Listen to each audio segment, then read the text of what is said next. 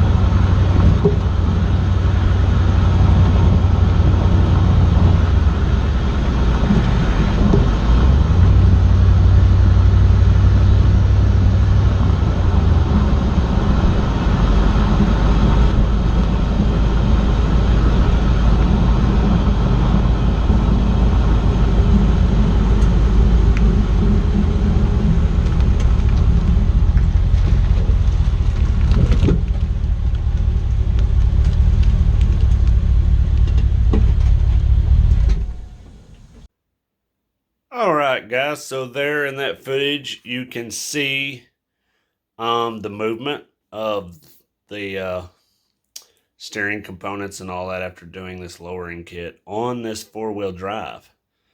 I hit 4-wheel drive on a few times, as you could see in the video, or maybe you could hear it. So yeah, that's what it looks like after slamming a 4-wheel drive down with the GoPro underneath. Get to see all the stuff traveling around. So yeah, if you enjoyed this video, give it a thumbs up, subscribe, and until next time, keep it simple, keep it sweet.